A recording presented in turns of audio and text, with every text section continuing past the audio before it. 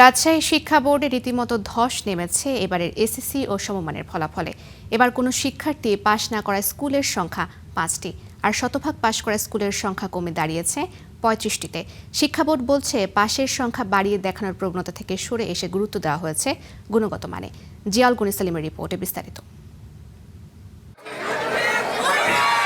রাজশাহী শিক্ষা বোর্ডে এবার 1,78,952 জন শিক্ষার্থীর মধ্যে জিপিএ 5 পেয়েছে 16,113 জন। এতে ছাত্রদের তুলনায় এগিয়ে ছাত্রীরা। অনুভূতিটা আসলে অন্যরকম, যেহেতু প্রথম বোর্ড পরীক্ষা দিয়েছি আর এত আনএক্সপেক্টেডলি এত ভালো মার্ক পেয়েছি, তো সব মিলে আসলে অনুভূতিটা খুবই ভালো লাগছে। তবে সার্বিক চিত্র ভিন্ন। এসএসসিতে এবার এই বোর্ডে পাশের হার 63.67%, যা 7 বছরের মধ্যে সর্বনিম্ন। গত বছর পাশের হার ছিল 77.63% আর 24 সালে 89.26%। 2021 সালে ছিল এ যাবৎকালের সর্বোচ্চ 94.71%।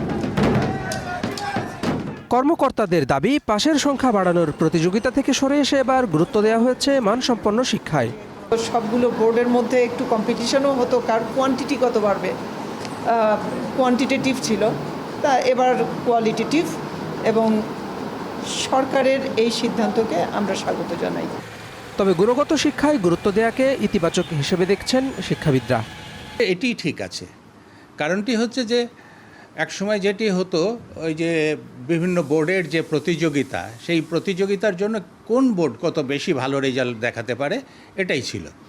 কিন্তু এখন যেটি চেষ্টা করা হচ্ছে যে আসলে সংখ্যার দিক থেকে নয়, গুণগত দিক থেকে শিক্ষার্থীদের যাতে মান উন্নয়ন হয় সেটি দেখা। রাজশাহী বোর্ডে সবচেয়ে ভালো ফল করা বগুড়ায় এবার পাশের হার 72.64%, আর তলানিতে থাকা সিরাজগঞ্জে পাশের হার 58.45%। Desk report, star news.